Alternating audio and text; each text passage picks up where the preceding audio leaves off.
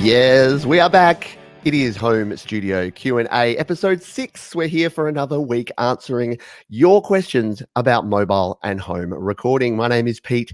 This is Studio Live today, and my passion is helping you create, record, and release your best music. And every week I get a bunch of questions from email and Facebook and YouTube and Twitter and Instagram and Snapchat and TikTok. I don't know, lots of places. And I do reply to all of them, but I also thought it's a good idea. The reason I started this podcast and this live show is that it means that I can share the answers to those questions. And eventually my goal is to have an electronic peak that sits on YouTube and on podcasts that has answered every question. And then when folks ask, I can just say, go and ask the Cyber Pete. He's already answered this in episode 5 or episode 4 of the podcast, and that will help other folks out. If you are here live, hello, thank you for being here. And if you've got your own live questions, then throw those in the chat and I will swing back and answer those. But as I do most weeks, I've got a bit of a topic, a bit of a theme I wanted to talk about, because as well as questions that come in here, a lot of folks raise general topics. And one over on the iPad musician group this week came about around likes and dislikes, and particularly for YouTube. So if you've shared your music on YouTube, or if you create content, if you create videos on YouTube, you've probably had to deal with comments and the whole like-dislike system. And what can happen? So when you release a video, you put your music, you put your heart and soul into it, and then you see that little thumbs down, that can feel like an absolute personal attack. That can feel like someone is saying, I devalue you and all of your work. You're bad and you should feel bad. Now, it doesn't mean that in the slightest, but it still feels that way. You can have a video with 100 likes and 1 dislike, and I've been there, and what do? You forget about the 100 people that are supporting you, that think you've done great content. You look at that 1 dislike and you rack your brain and you try to work out what you possibly did wrong to make one person unhappy. You know what the end result here is? You are always going to make at least one person unhappy. I don't care. Like I've often said this, you could be the director of a lottery, and your job could be to call the winner and tell them that they've won the lottery. And then you call them and you tell them they won the lottery, and they're like, oh, how much tax am I going to have to pay on that? So yeah, you cannot please everyone, and you really should stop trying. In fact, I'll go one step further. If everyone likes everything you do, they're lying. Like, honestly, they're 100% lying. Because if I put my stuff out there, there are going to be people that are into R&B, they're into rap, they're into Swedish yodeling. They're not necessarily going to like my folksy singer-songwriter style. And that's totally cool, because it's not really for them. So if they choose to hit dislike because they don't want YouTube to serve up any more content like that, that's totally cool. In fact, I do that as well. In fact, that's how the like-dislike system, if you remember back to TiVo and things like that, they had sort of the thing that you could sort of say, yeah, I like this, yeah, I don't like this. Or old Pandora stations, you can thumbs down it, meaning, Pandora, please don't play any more music like this. Please don't play any more Michael Jackson ever again. But next time the Bloodhound Gang come on, you're going to thumbs up that, because you love you some Bloodhound Gang. Weird choices of artists, but you get my drift. So yes, it doesn't mean that people dislike you. It may mean that they dislike your content, your music, what you're putting out there, but that is okay. Honestly, we're not going to be able to please everyone. But I have a question for you, and those that are here live can answer this, and we'll maybe talk about it at the end, or you can add a comment if you're watching on video, or you can email me if you're listening to the podcast. But do you think YouTube should remove the dislike button? It's an interesting question. I've heard a lot of people say yes, they should. In fact, I've heard the opposite, that people say Facebook really needs a dislike button. And someone commented that when I was reading a post, said, yeah, if Facebook added a dislike, Facebook would become hatebook overnight. And I don't disagree with that. I think because of the types of conversations you have on Facebook, especially, that can get quite heated, and people use that angry emoji and the angry response all the time. If you had a thumbs down, yeah, I think that would become the default go-to for some folks. Anyway, let me know what you think. And if you've had experiences with this before, or if there's anything we should talk about in more detail here on the channel, would love to hear from you. Let's dive into the questions, because we've got a heap of them today to get through. So we will bring up our first question here. And this first question comes from Fang Bloody, and it's about DistroKid. So the question is how to add lyrics to songs. No, this was a video, sorry. Is if lyrics are added to YouTube, if it is, what channel? The topic DistroKid opened for me. So here's what happens. When you release with DistroKid, it will open a topic channel for you and your music on YouTube, and that's where it will upload your music to. Now, at the moment, YouTube doesn't support lyrics kind of at all. If you want a lyric video on YouTube, you have to create your own lyric video and put it up there. Some of the bigger artists seem to have lyric videos now that are auto-generated, so maybe it's something that's coming around the corner. So yeah, short version is it doesn't really upload them anywhere when it comes to YouTube. However, DistroKid have just launched a brand new feature. And by the way, if you're not aware of DistroKid, they are a music distribution platform where you can upload unlimited number of songs and they release it to Spotify, Apple Music, iTunes, Instagram, YouTube, all over the internet. And it's like $19.99 per year to upload unlimited songs. In fact, if you go to, I've forgotten the link, studiolivetoday.com/distro. You can find out more about them there. But yes, if you were adding lyrics to your songs, you used to be able to only add static lyrics, whereas now you can actually add synced lyrics. And I did a video during the week, if you caught that one, which was all about synced lyrics in YouTube, not in YouTube, in DistroKid. And at the moment, it's only supported in Instagram and Apple Music.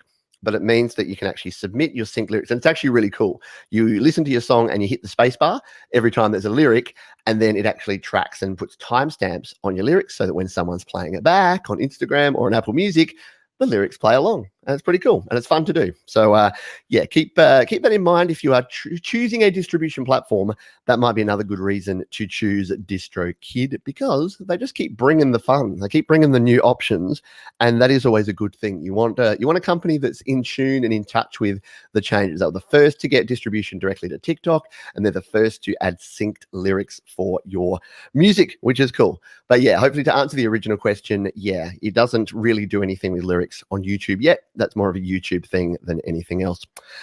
Let's continue on here.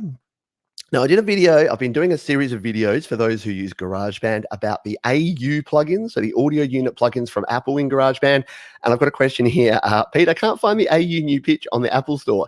And here's the problem. I didn't make it clear in this video that these are actually default plugins, and all you need to do is enable them in your iPhone or iPad under your GarageBand settings. So there's a little tick box, a little box there that says enable audio unit plugins in iOS.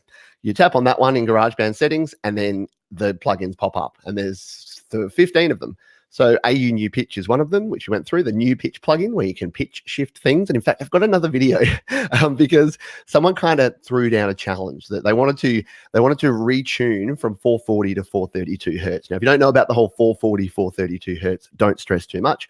But basically what it means is you want to try and reduce the middle C sound from 440 hertz down to 432 hertz, and everything else to do the same. And the New Pitch plugin can do it, but it takes some fiddling. So yeah, if you like that, and if you like pedantic type challenges like that, yeah, check out that video coming soon where I show you how you can tune to 432 in GarageBand. It's going to be relevant for like 1% of people, but hey, I like a challenge and I like doing things. Alrighty, let us grab a next question here. And now this is one that I've had from Fine Heron, who's had a few questions over the last few weeks. And this one was, I asked you, would you know about any app or plugin for GarageBand which is capable of LUFS metering? So LUFS metering. I don't off the top of my head. This is one that's going to require more search, but I wanted to throw it out here because perhaps someone watching or listening to this show, this podcast, can actually help us out. Because the metering in GarageBand is quite awful, I'll be honest. Metering in something like Final Touch is actually a lot better. And I believe, I meant to check before the show, I believe Final Touch has LUFS as one of its ways to visualize, but I can't remember. So if anyone has any way that they do, and this is particularly important for mastering, getting your levels right in mastering, as well as in mixing, and it's just a way of actually measuring the loudness of your overall song, your volume, your gain. So yeah, if anyone has any tips or ideas on this, instead of answering this question, I'm going to ask the question. I'm going to throw it out there. And if someone has any suggestions, either live here or want to jump into the comments, then let me know. That would be great. You'll help me and you'll help Fine out as well. Alrighty, we're going to jump into the next question and then we'll jump over live and see if there's folks here that have any questions for us. So this is from Lindsay Brown Drums. And I've been talking with Lindsay about recording drums and about setting up recording drums on an iPhone or iPad. So, question for you about recording my drums on 4 tracks that I was asking you about on the other video a couple of days ago. Do I have to set the sound levels, the lows, the highs, the compression, and which type of room before I record? And this is actually a very common question and one that I skip over far too often. And that is the question of, do you need to set your levels first? Do you need to set up plugins? Do you need to set up EQ? And then when you record, what does it bake in versus what does it sort of leave out? So here's the basics with almost all sorts of recording. Yes, you can set your, say you're recording 4 tracks of drums. You've got 2 microphones, 2 overhead mics, a kick mic and a snare mic, just for simplicity. You can go ahead and EQ those. You can set up the channels. You can add EQs. You can add compression. You can add reverb. You can basically get your drum mix sounding close to what you want. And then when you record, you're recording along and you're hearing the mix as close to the final mix as you can. The thing is, though, it's only recording. It doesn't record in those. Unless you're recording through a mixer or outboard or external gear, the actual recording is still going to be dry. So you can then go back and remove all those plugins, take off that EQ, take off everything you've recorded, and then just have a dry signal. Or you can adjust it, tweak it, do what you want. So the short version is, and what I tend to do is dial in what's going to be best for me to perform the song first. So for instance, I usually have a lot more reverb and delay on my vocal when I'm recording because it just helps me stay in time and it helps me hear back my vocal over the top of a mix. Probably the same with compression. But then afterwards, I reduce down all of those so that it sits nicely in the mix. So that is my question. So that is my response to that one there. We'll jump over here to the live ones. So hello to the folks who are here live. So Glenn Clark is here, watching it on Facebook, listening while working in the garden, getting stuff done. Very, very cool. I'll just see if we have. So Tres Verde says, any ideas to help with motivation? This is a good question and a regular question. Excuse me. Yeah, so motivation is a tough one. And there's an old quote that says, like, I can't remember who it was. I'm going to totally butcher this, but it basically says that, I only write when I'm motivated. Luckily, that's at 9 o'clock every morning. So basically saying that you can force yourself to be motivated to do things. You can just sort of schedule in and say, I'm going to do this here. But how do you actually get sort of the motivation to do it?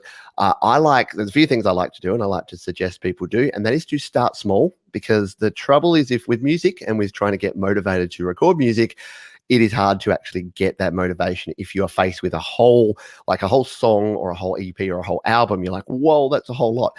So set yourself small bite-sized chunk goals. So chunk it all down and say, what do I need to get done? Well, maybe I need to write the first verse, or maybe I need to write 2 lines, or maybe I need to get 1 guitar riff or 1 guitar progression, whatever it happens to be, and then build up from that. So the problem that a lot of folks have with motivation is overwhelm, where they're like, I can't get all of this done. I need to get it all done yesterday. Yeah, don't worry so much about that. Just think about, what can I do? What is the smallest amount of work or the smallest amount of things that I can do that are going to move me forward in my recording, my process? And then the next part of motivation is to finish. So to get it done, whatever you're getting done, do it, share it, get feedback, rinse and repeat. So continuing on, like getting more motivation through the actual feedback that you get from other people once you actually finish something and get it actually done. That is my tip, and that is sort of my basics of motivation. But yeah, so it's an interesting one we could probably spend an entire video on. Yeah, thank you for your question. Another question here from Timothy. Hello to Timothy. Good to have you here. Do you ever feel like you need a Mac so you can upgrade to Logic Pro? Yeah, it's an interesting one. I don't use a Mac. I've never owned a Mac, and it's a bit weird because people say, you're the iOS guy. Why on earth do you not own a Mac? Why do you use a PC? And there's a bunch of different reasons, but primarily I've just always been a PC guy. I have been considering a Mac. I'm not sure if I'd move to Logic Pro because I actually use Reaper on my PC, and I actually really like Reaper, which is a desktop DAW, digital audio workstation that works on Mac or PC. So yeah, I don't know. I've never got into the GarageBand. I'd have to learn GarageBand first before I actually went into Logic Pro. But yeah, good question there. Bubba has corrected me here. Yeah, sorry, I said middle C. It is not C4 that is 440 hertz. It is A4 Thank you for the correction. Yeah, I get excited there because I'm a piano player and I'm like, everything's based around middle C, but no, 440 hertz is actually A, which is the tuning frequency. It's I believe it's I don't know, I haven't played in a band or an orchestra for a long time, but yes, it is definitely A. Hello to Jasmine, who's my daughter. Hello to Jasmine. You don't have a question, but yes, your question is, I will see you later today. That's the answer anyway. Hope you're doing well, buddy. And Benedict Stewart says, hi, Timothy. I have a Mac and very happy with using GB. No need to upgrade to Logic Pro. Yeah, so it's interesting. All righty. Let us get back to the questions that we have here. We'll jump in. I've answered that one. We'll jump back over. We have now this is a question about a powered USB hub. Now, I've talked about powered USB hubs a lot, and they are a great piece of kit. So here's what they do. I'll give you the quick explanation and then we'll dive into answering the question. Powered USB hub means that you can connect up a bunch of devices to your powered hub. You then connect the powered hub to either your Mac, your PC, or your iPhone or iPad using a Lightning to USB adapter, and then you can use all those devices. The question here is, when the powered USB hub is connected, does it also charge your iPad or your iPhone? No, it doesn't. So it doesn't actually charge your iPhone or your iPad. And that's why I actually recommend the Lightning to USB 3 adapter. So you can still use the Lightning port to charge your iPad, but then you can also use the Lightning port to connect the Lightning adapter to connect to your powered USB hub, which will power up your audio interface, your microphone, your MIDI keyboard, anything else you're connecting. So that is it. All righty. We've got next question here. So this is for releasing music. So I've got a question here so it's how to release music for free on iPhone or iPad using a Muse. So I talked about DistroKid earlier in the show, and I talked about the way to actually release music. And then a Muse is actually another service. So it's actually a free service that you can release music, and it's very mobile centric. It's very focused around using your mobile device and actually releasing. So the question here is, how can I change the size of my photo when releasing your music? So I guess this is an album artwork question, and my answer to anything editing related on mobile and on desktop is around the canva.com. So using Canva. So Canva is an app on iPhone and iPad. Oops, I've lost my screen. I was about to bring up the Canva app, and then I realized that I'm actually casting from this screen. So you can actually use canva.com on your Mac or PC, or you can use the Canva app in iOS or Android. And what that can do is like an image editing software. And the thing is, with anything that you're using for images for album artwork, make sure you're using the highest resolution you can. So 3000 by 3000 is what I would recommend. So make sure that if you are changing the size of your photo, and you can't scale up a photo. So here's the thing. You'll get your album artwork rejected if you try to scale up a photo. So let's say that you had a photo that's 1000 by 1000. You're like, I want to make it 3000 by 3000. You just stretch it out, goes all grainy and blurry.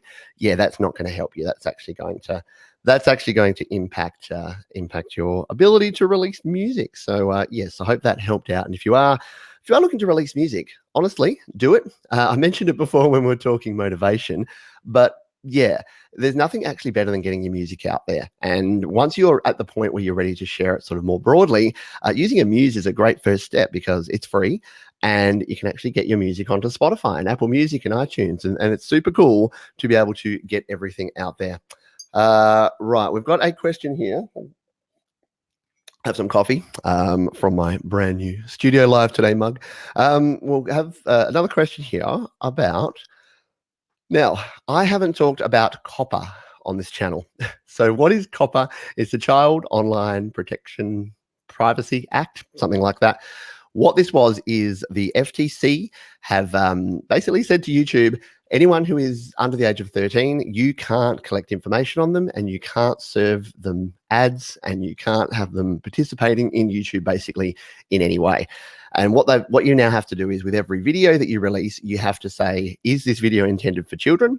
And if it is, then all those restrictions are applied. If it's not, you continue on as you're going. So that's the 1 minute version of COPPA. Unfortunately, like most things on the internet, it gets blown up out of proportion, and a lot of people are very scared that this is going to impact their channel, their ability to monetize. And I've had people that are making music content and content about creating music asking me if this is going to impact them. The short answer to this is that no, it's not going to impact you unless you are making children's music, or you know those videos, those nursery rhymes that you might have seen pop up on YouTube, especially if you've got kids, you will have seen these. The videos that are 100% aimed at kids, they're usually using like royalty-free, like old children's songs, like public domain songs, and then very basic animation. And then you just look at them and they've got 14 million views. Yeah, that sort of thing. So if you're doing that, then yeah, absolutely, I'd be saying you need to think about this. If you're making tutorials like I do, if you're making rap music like my friend Mino here who's asking the question, then I think you're absolutely fine because you are not. Your content is not intended for kids. Now, the whole intended for kids thing, you know, what if a kid does actually watch it? What if I have children? Like that, it's not about that.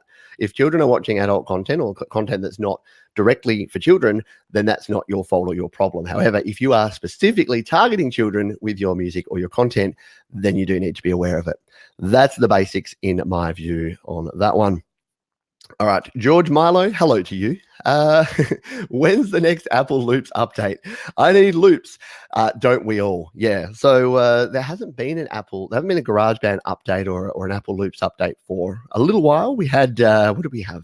We had a couple of packs. When 2.3.8 came out, we had, I'm totally spacing on the name of the pack. Someone in the chat help me out with the pack.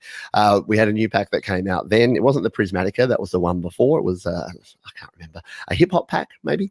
But yeah, my recommendation around this is I've been loving a place called freesound.org. So if you're looking for more loops to bring into your projects, and the beauty part of this is it doesn't matter if you're on GarageBand or Logic or Reaper or Pro Tools, you can bring in these WAV file loops.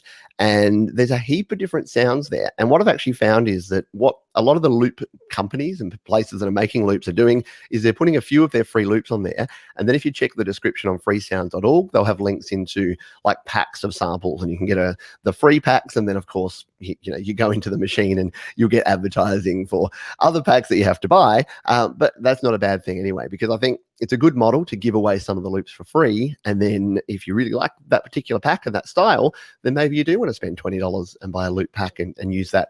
The only thing I'd say around using loops and using other beats and things in your music, be really careful around attribution, copyright, Creative Commons. It's a slippery slope. Basically, if it's Creative Commons and they're releasing it for public use, you can use it. If it's Creative Commons with attribution, then there's things that you have to do around how to actually attribute, which just means to mention whose loop it was and what you're actually doing with it. So if you're using a drum beat, you need to say this drum beat was part of this loop sample pack, or this drum beat thanks to this person that did it. So yeah, I hope that helps you out with that question. Question here from Victor Isbells. Hello to you. How can I change the tempo in the same song? I mean, using different tempos on one single song. Now, I'm assuming we're talking GarageBand here. So if you're on GarageBand on your Mac, or if you're on other digital audio workstations, you can actually do tempo changes. So you can get halfway through and say, right, it's 120 BPM. We now want it to be 80 BPM. So you can actually change things up. But in GarageBand on your iPhone or your iPad, you can't, unfortunately. So yeah, the workaround for that is what I've done in previous videos, and I'll try to find, I think if you search my name, Pete John's Tempo Change on YouTube, you'll find the video. But I did a video where what you need to do is basically export the first part of your song and then import it into the part where you're then changing to the different BPM. So basically you need to have it on 1 BPM, and then you need to record the other part separately in another song.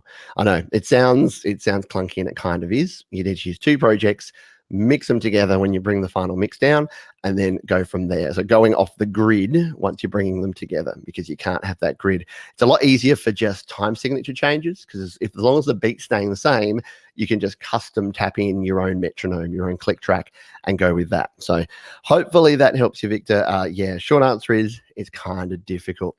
This is another one that I wanted to throw out there because I don't have an answer to it. So Metallion58, one of the great supporters here on the channel, I'm looking for a removable pickup that would be good to go on both an acoustic and a nylon string guitar, something like a clip-on that would not alter the guitar itself. Any suggestion? So again, I don't have a suggestion. I haven't used a pickup on a guitar since I basically got my Taylor, which is not there. It's there, which has a really nice pickup in it. I haven't used any other sort of like clip-on piezo type pickup. So I'm putting this out there to the Studio Live Today guitar community. If you actually do use a pickup on your guitar, what do you use? And yeah, how does it work for you? I'd love to get your feedback on that. So yes, if you have ideas, please let me know.